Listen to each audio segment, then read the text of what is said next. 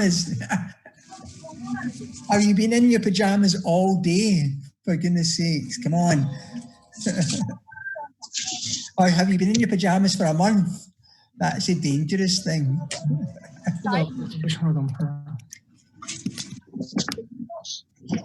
Because we've just started our lockdown now in the UK. So it started on Monday, and we will be locked down for at least maybe 12 weeks. So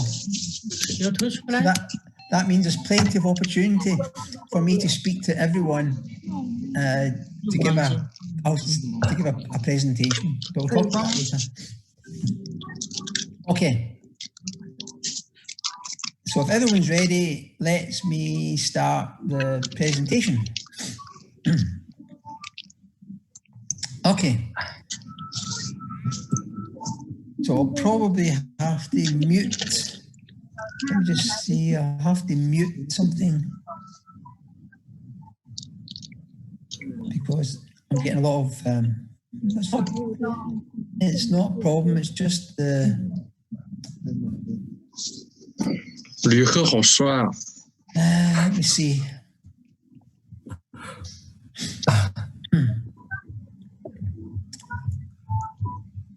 I don't know if I can mute you all. Can I mute you all? Yes, I can mute. Let me just mute a few of you. Mute. Mute. Mute. Mute.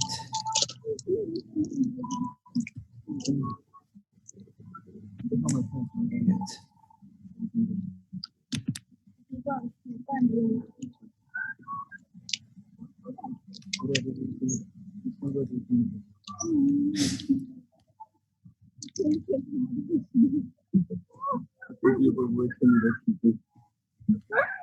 So it's a continuation of what we did before. So here's learning outcomes. Like I said to you before, always refer to learning outcomes. So at the end of the lecture, you should be able to appreciate the multiple lines of evidence. That means the multiple types of evidence for evolution, grasp the definition of a species, and understand alternative ways of thinking about evolution. What that really means is that although it's a kind of consensus that Darwinian evolution is likely to be the correct way in which species have evolved, there are other ways in which you can think of evolution as well, just to give you some insight into that. So, evolution, there are effectively 6 pieces of evidence that help define the theory. So you should know the 6 pieces of evidence. And so the 6 pieces of evidence are: 1, the fossil record, so the remains of organisms preserved in rocks, so mostly sedimentary rock, and peat and in ice. They get conserved, really. Well, the slide is not clear. What's wrong with the slide? Is the slide okay now? Because the slide is just, I'm just building up on it. Is that okay? Let me just unmute you, manage participants. If I unmute you all. Oh my God, it's too noisy. Unmute you all. Yes, that's better. Oh, okay, that's really poor, isn't it? I wonder, let me just figure out what's wrong then.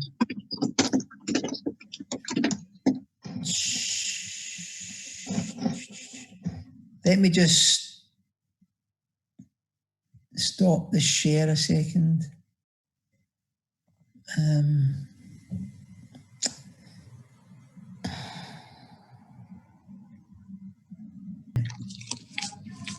So like I said, the learning outcomes, let me just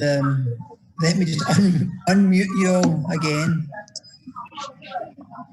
Manage participants. mute all.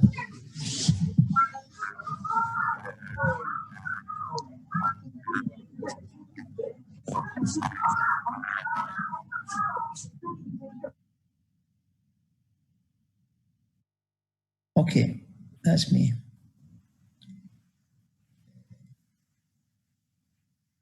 Better. Thank you very much for letting me know that that was a problem, because so if someone can send me, if you can send me a picture of this slide here through WeChat, then just to make absolutely sure that it's looking okay.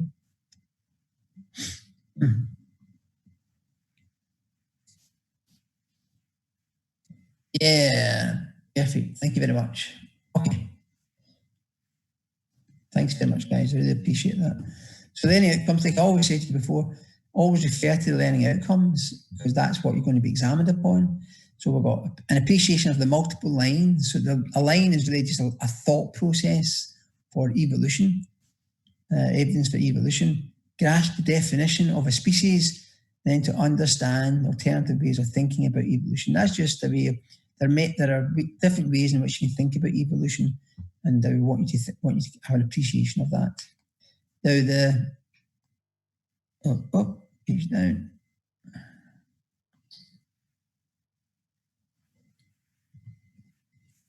Oh, now mine's is not working. What's going on here?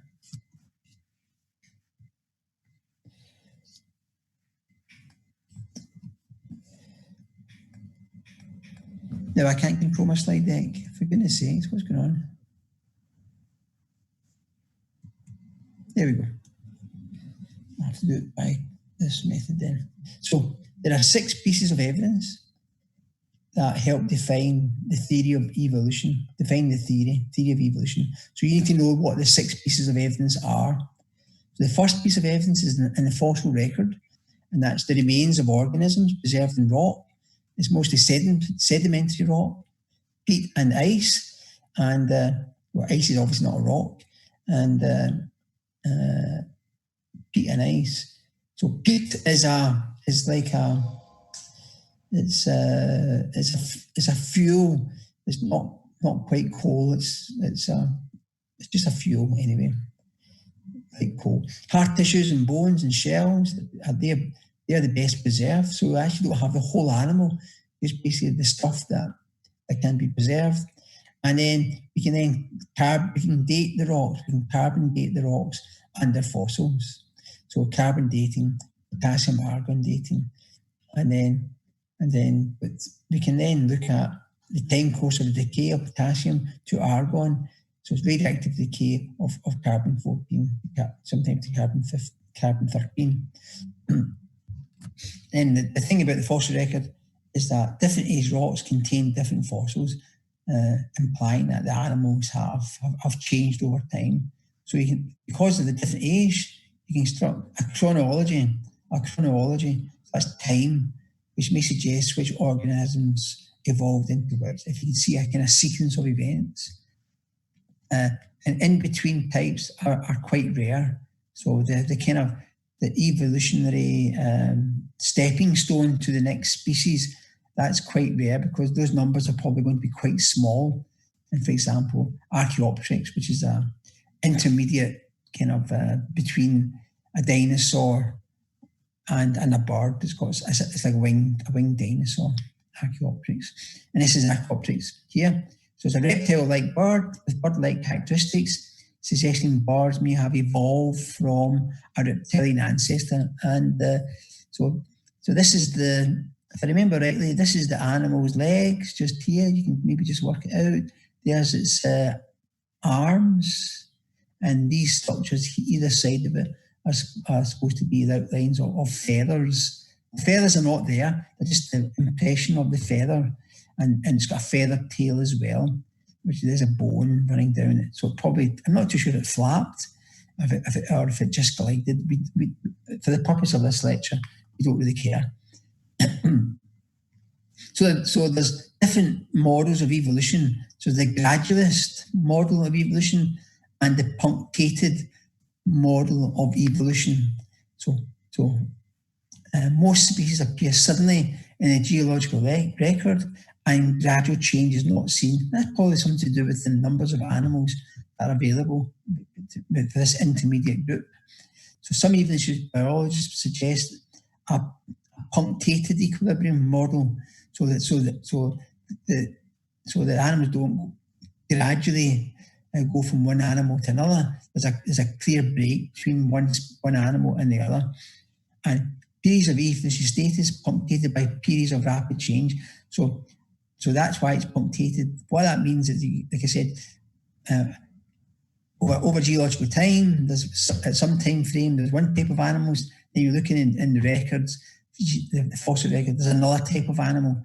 In between time, there may have been a global catastrophe which resulted in lots of animals being killed, and then the animals that can survive, they then grow up.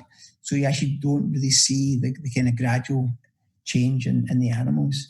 So an alternative to the graduous theory, change little by little over time, and the record is incomplete. So two basic theories: punctated equilibrium, and gradualist theory. So I can agree to changing in the animals, but his record is incomplete. So it's quite difficult to know which of these two different models is actually correct. So that's why it's still hotly argued. We're not taking a view one way or the other, because it's not the purpose of this lecture. We are just saying that in terms of actually how the evidence of evolution is either considered to be either punctated or gradualist. And here's a picture just showing you the different theories in a kind of diagrammatic sense. So we have the original animal, and this original animal then has a slightly different form, and these forms evolve over time to form two distinct different types of animals, a brown versus a kind of yellow form. So gradually over time we see this change.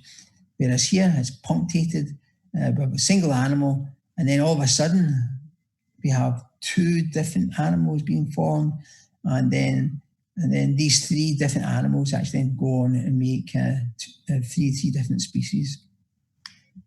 So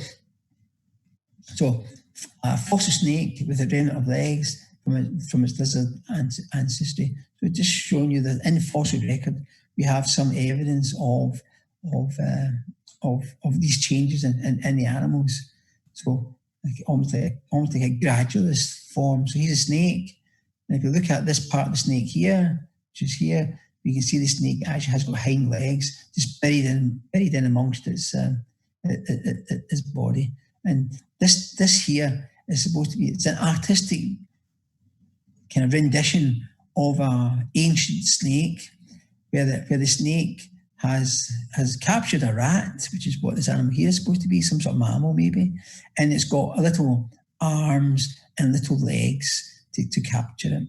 And over time, these things have disappeared because they don't offer any evolutionary advantage, so they're not selected for.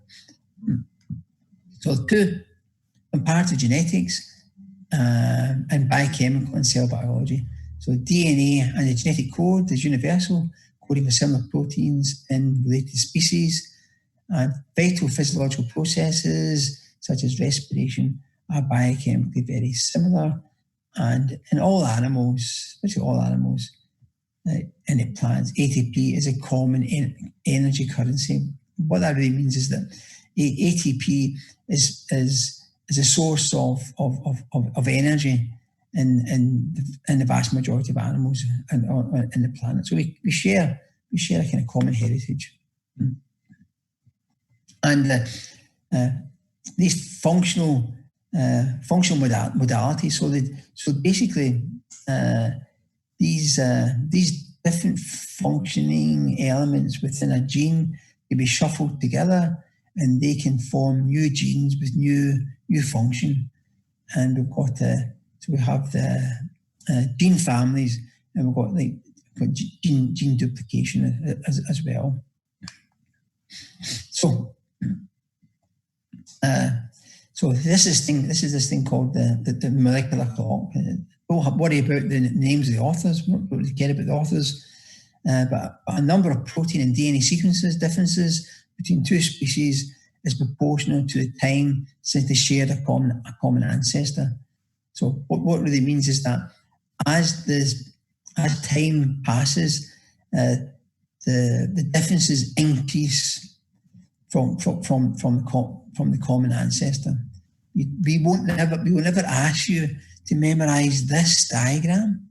It's just a tree of life, just based on DNA sequence similarities. And so we can see here the eukaryotics, the nanoarchaea, that's the mitochondria. They share quite a common genome, and other things also carry common genetic material. Here's a better table for you. The number of DNA sequence differences in cytochrome C gene. So cytochrome C is a gene that regulates mitochondrial function, and that's compared to other species. So human compared to other species. So here we have monkeys. Our cytochrome C is the DNA sequence of cytochrome C in a monkey is identical, but you can see as we move to become further and further away from human beings, all the way down to a fly, a moth, a mold, and a yeast, you can see that the number of differences increases hugely. So because effectively what this is implying is that as time passes, these are the most primitive animals, and these are the most modern animals. So therefore, we have bigger differences in cytochrome C. We will never ask you about the absolute numbers.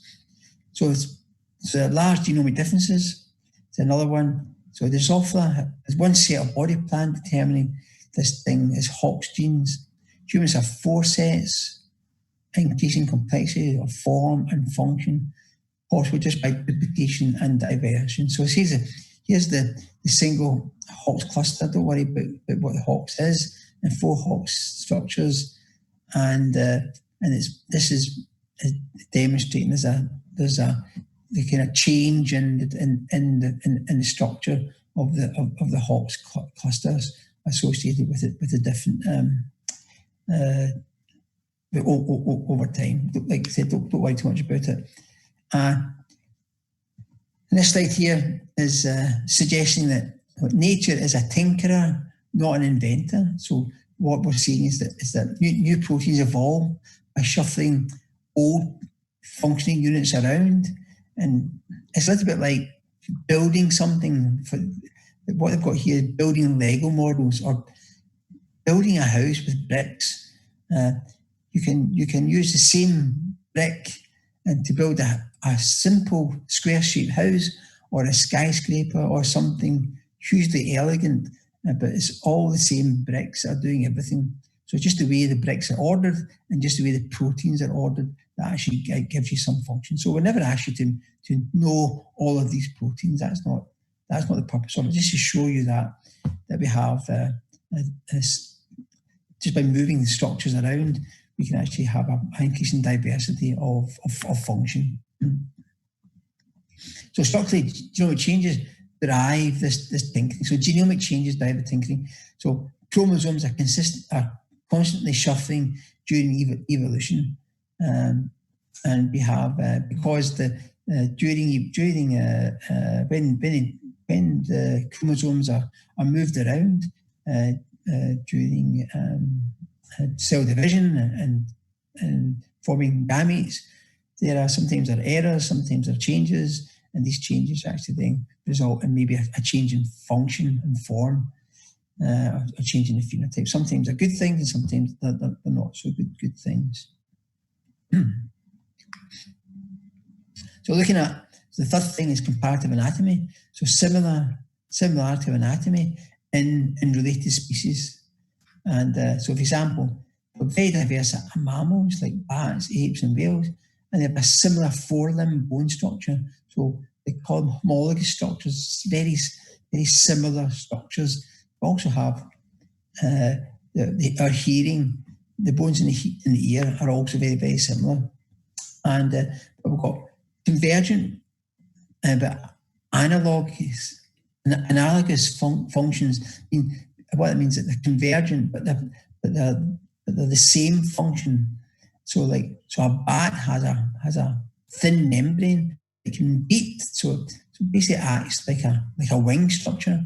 And the bird also uses it, in this case, birds use feathers actually to beat in order to fly. So in order to fly, mammals and birds have got the similar shape of a wing, but made up of different material, simply because of the nature of how these things have evolved.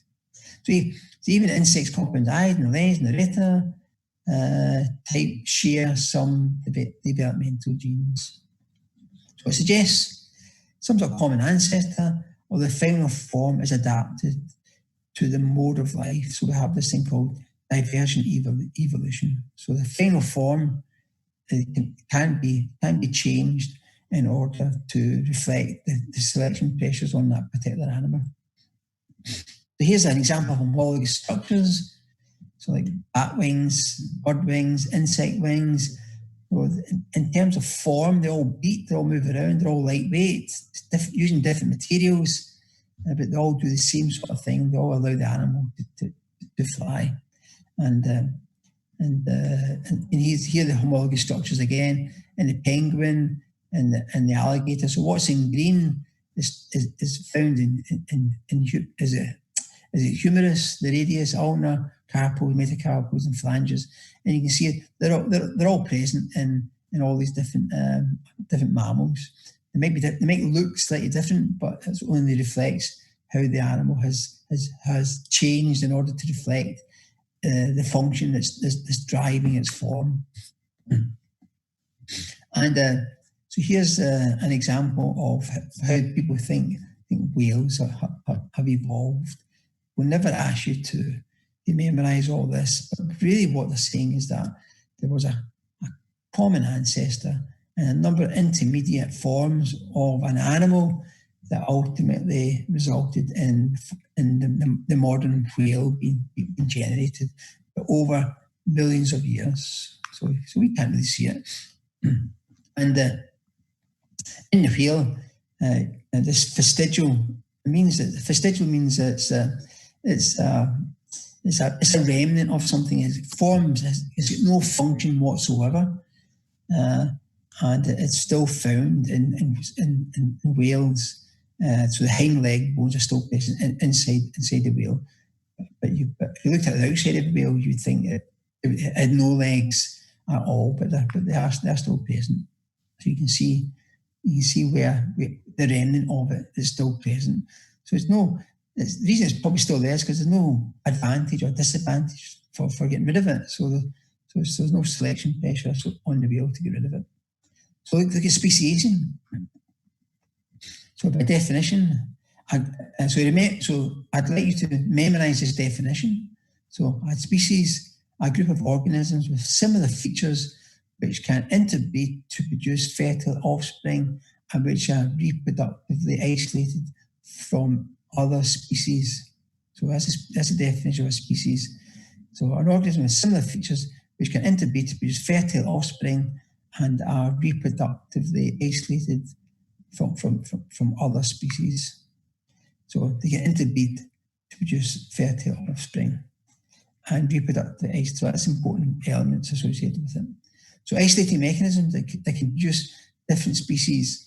So that can be geographical isolation, got to be the most important isolating mechanism. So allopatric. So remember that term, allopatric, geographical isolation, and ecological isolation, living in the same area but have different habitats. Temporal isolation, so breeding at different times.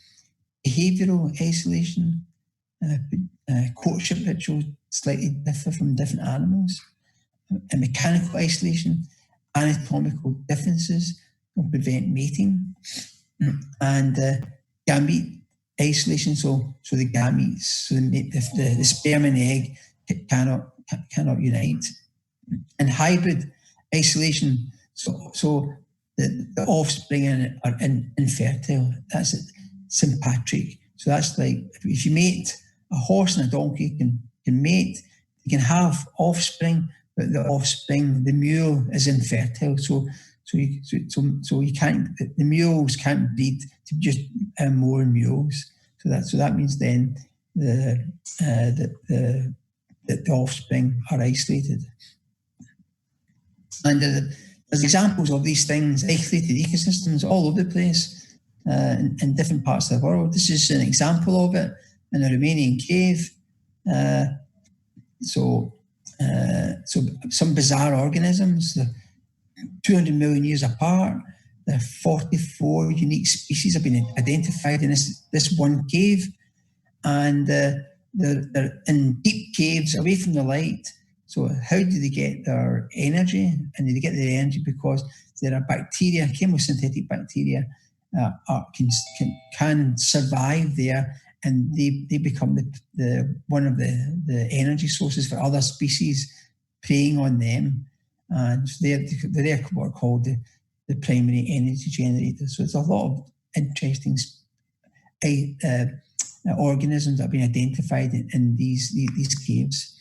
So geographic isolation is just an example of it. It's just to show you, so you can have a species that's present across an island, and then as the sea level rises, you get the low-lying land is flooded, and that then prevents these two different populations who are the same from actually mating with each other, and eventually the populations actually might change subtly over time to actually make them quite distinct species, and therefore even if the land is actually, even this gap is filled in, these two species actually then couldn't mate, so become separate species. So let's look at geographic isolation and evolution. So geographically, isolated populations may experience different environmental conditions, and if evolution by natural selection is correct, this could lead to differences in the different populations.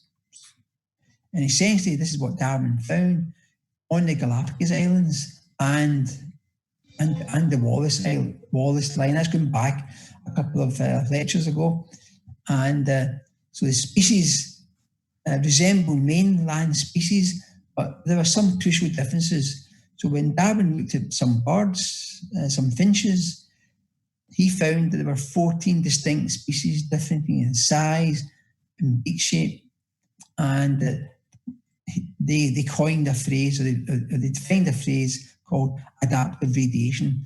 And that was to fill in, that was to allow the animals to survive. They call it a niche, a small area, a small biological area that the animals could exploit.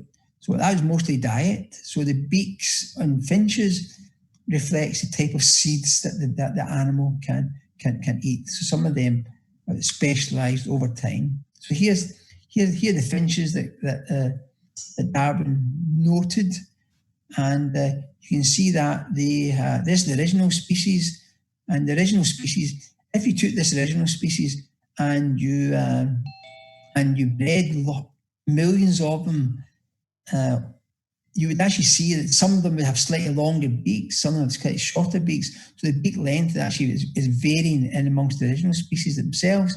But because of geographical isolation and the drive to select for a particular beak shape to survive the best, and therefore to breed the best, we get this divergence of animals, and they become a different species altogether. And so Homo florensis until 12,000 years ago So isolated on the island of Florence. And so skeletons of a tiny, archaic, ancient human was found in an Indonesian island of Flores. So this is a small human being here. And so that even within humans themselves, it demonstrates that the evolutionary pressure on humans can actually alter the shape, alter the size, because in this island, small was better rather than large being better. And it's also happened in elephants. There's actually an ancient dwarf adult elephant. So it depends on the selection pressure. It will drive to either select for large animals or for small animals. And in North America, it's all over the place. These are just examples. In the examples, just remember some of the examples of this of speciation. And in North America, when the Europeans invaded North America, they brought a lot of animals with them, and they brought sparrows from Europe, a common animal. And I think I've actually seen some sparrows in China. There might be sparrows in China that came from Europe as well. And they were introduced in North America in 1852. And what's happened is that over time, the size of the sparrow has changed quite considerably. So in this region here, the sparrows are quite large, and in this region here, the sparrows are quite small. So although in this case they're still all the one species, so they can all intermate with each other, but there might be a break point that occurs in some time frame where they actually are no longer to interbreed with each other, and then we'll have two separate species of sparrow. And here's another example of a species of gull. We see plenty of these in Glasgow. And what we're saying here is that they can breed with near, but not far neighbours. So the herring gull and the black-backed gull, the further the animals away from each other, the less likely they are to breed. So these two guys can breed. These guys can breed, but these two guys here cannot breed because they're geographically isolated, so that their patterns of behaviour have changed to such an extent that the animals actually don't recognise each other as the same species, and therefore they don't mate. And number 5, I told you it's a very long lecture. Number 5, can we see evolution happening today? Yes, a little bit. At a level of stabilisation or of advantage mutations in a population.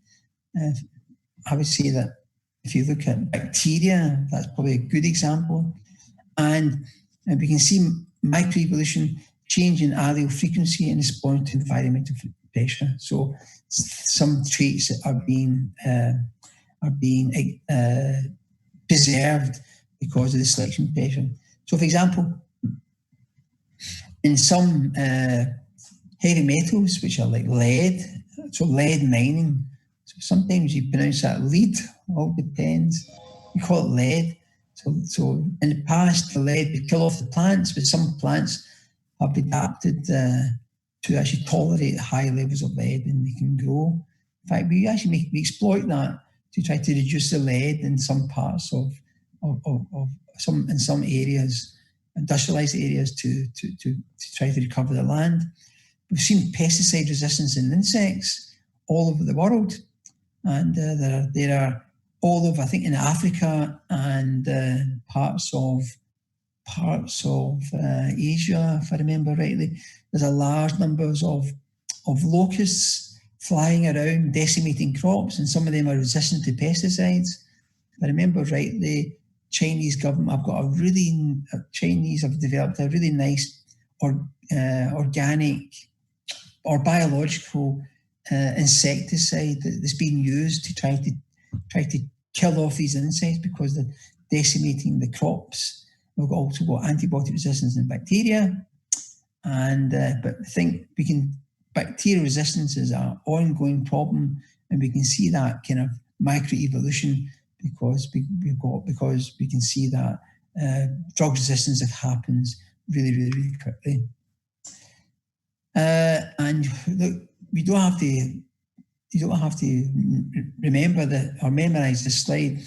It's just that this guy here, Lenski, he set up an experiment. He had 12 identical bacteria at the beginning, and then 25 years later, my God, man, that's a long time, isn't it? He then 4 identical bacteria, and now he's got actually quite different bacteria now. So there's showing you that there's some sort of divergence going on. We've now got a fixed population, now we've got a divergent population. So this is a classic that we rock in the UK and probably in Europe. I'm not too sure if that's the same example used in China, but we call this industrial melanism in the peppered moth. Don't worry about the name of it. And it's a moth. The moth actually demonstrates this thing called polymorphism, and what it means is that in the normal population you get pale wings and you get dark wings, and over time, because of the selection pressure due to the changes in the environment. So in the mid 19th century, we only really saw pale wings, so whiter wing forms of the butterfly, and that's actually because the trees were actually nice and clean looking, and so the moths were pale actually were well hidden from birds, and the ones that were dark were eaten by the birds. But by the end of the 19th century, because of the pollution on the surface of the bark, the selection pressure was for the dark ones and not the white ones, so they got eaten. And so this guy, Ken Kettlewell, in the 1950s, he investigated the predation of the pale and dark forms, and he confirmed this. And this is an example. So we've got pale moths and dark moths, and so you can see that the dark moths on this pale background can be seen really easily. So therefore, the birds can see it and eat it. And in this one here, we've actually got a pale one, which is actually almost invisible, so the birds would just ignore it.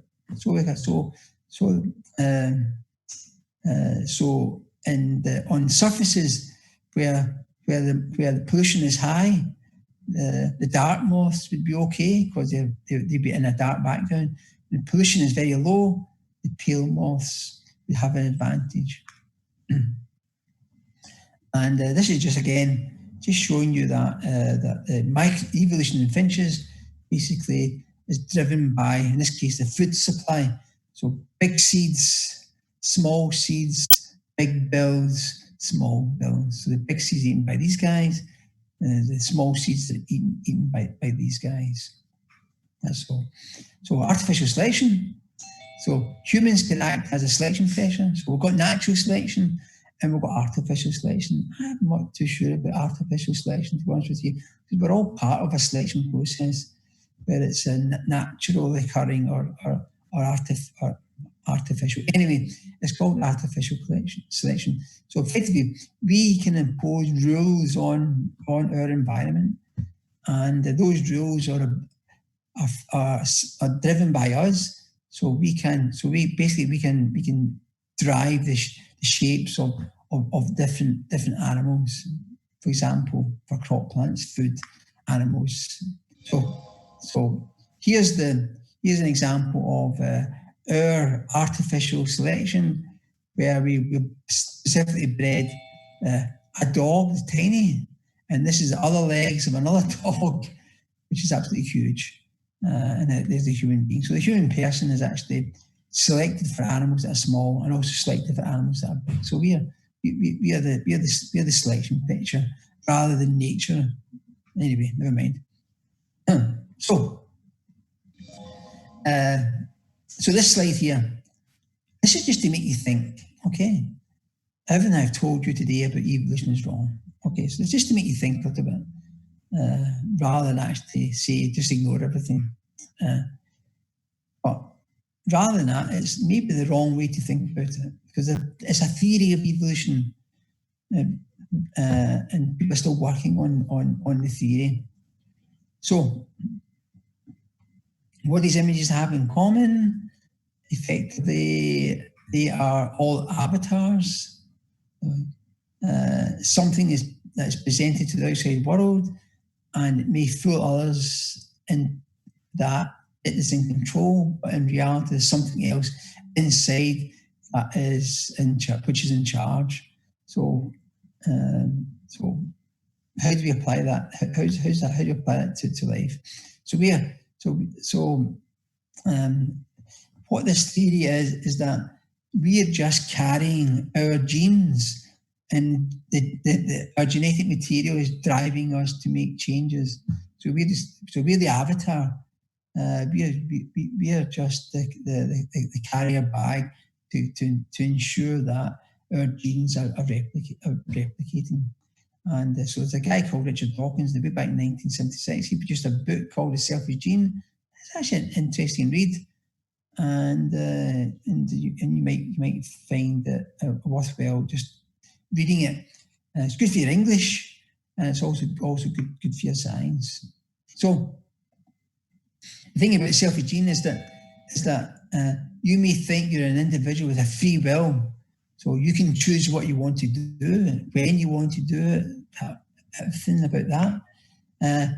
But in fact, you don't have any free will. It's your genetic material that's actually driving who you are and what you are. And so your body is there as a survival and reproductive tool for your genes and their genetic mutations. So that's what the selfish gene is about. It's really the purpose of who you are and what you are. For animals as well, is just to get you spread your genetic material about the place. So all your genes and mutations, what they want to do, if they're thinking, is to become more prevalent and successful. And they do this by modifying your cells and ultimately your body, making it better able to pass them on. That's the selfish gene. So can we see evidence for this? So you could say cancers represent a short-sighted selfish genes fighting it out with other genes. So if you think that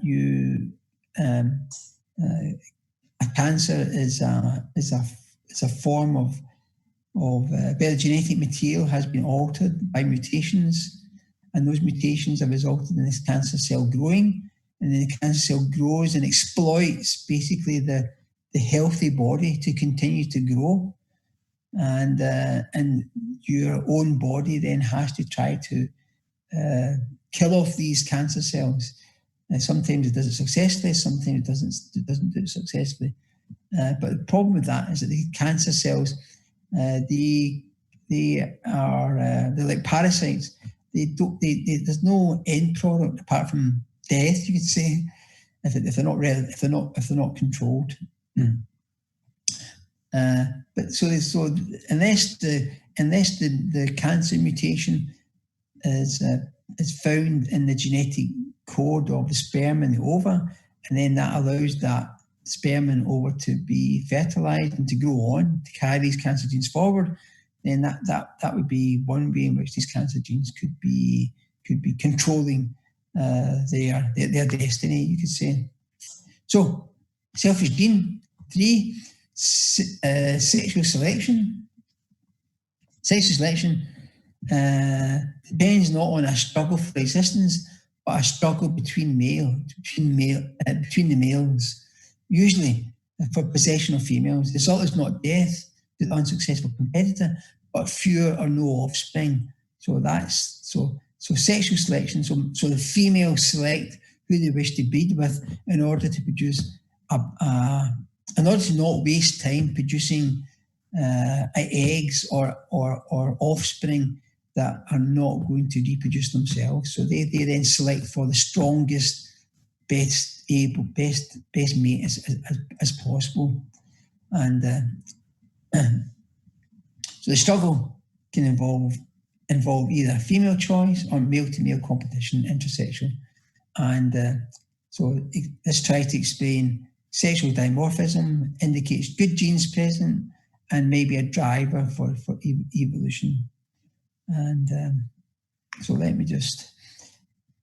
and the prize is the transmission of genes to the next generation, even if that prize means reduced survival fitness. So for the male animal doesn't care if all these adaptations result in that animal getting killed at some point in time in the future, as long as that male animal can pass its genetic material to the female, because that's the important part. The female is not adorned in all these fancy feathers. The female's primary role is to have to support the successful growth and development of the next generation of offspring.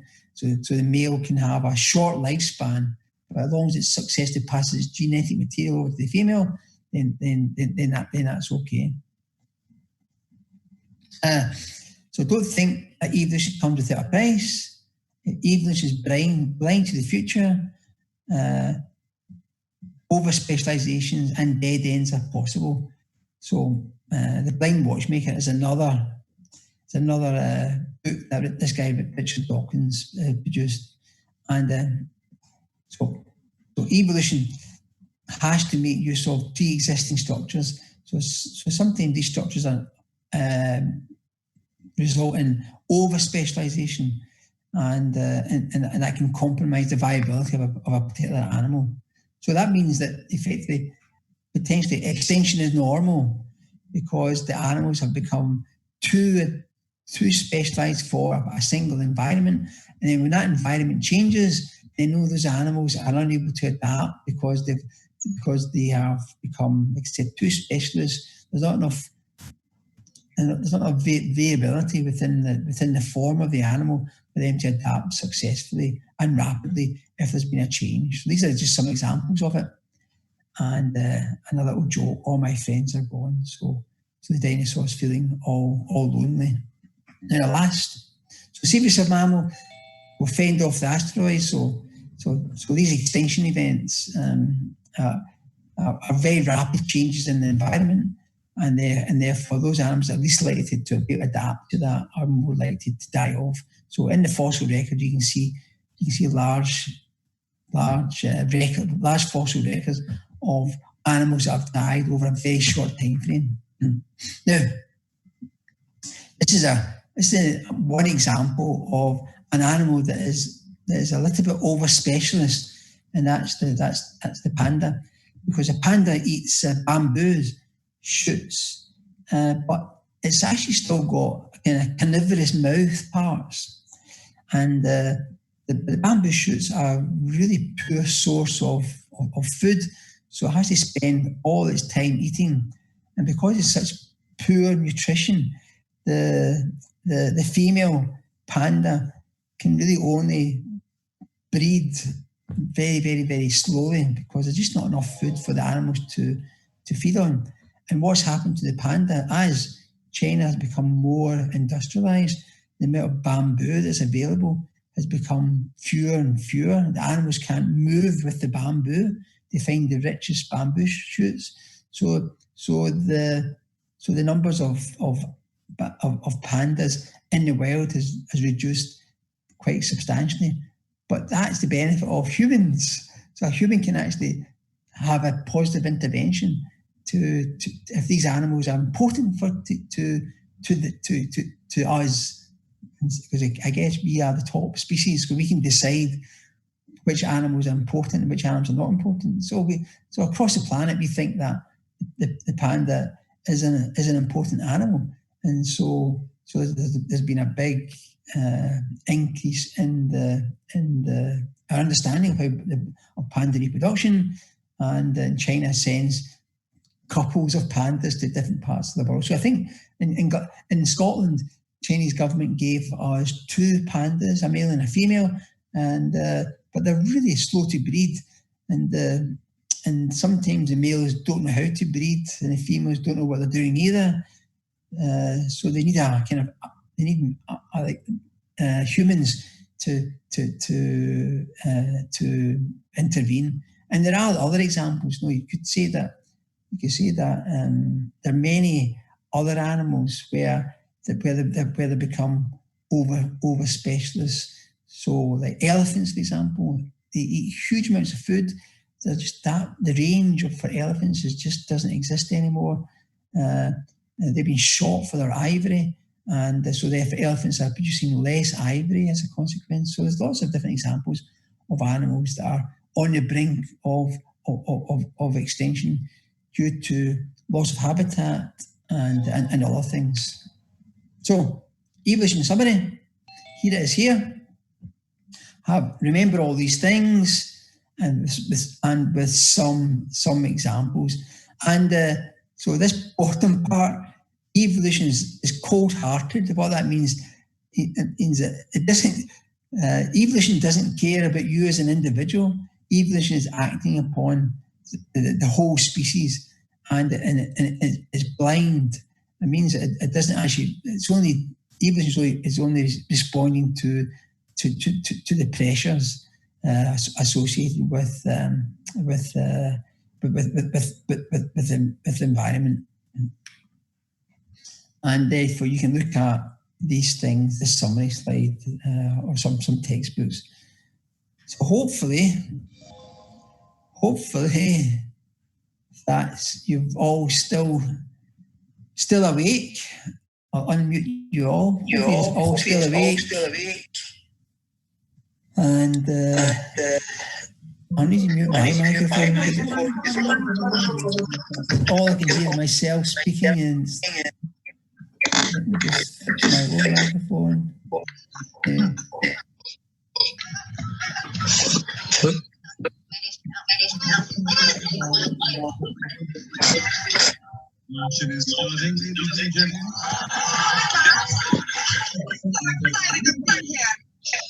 Oh, hello, Carla.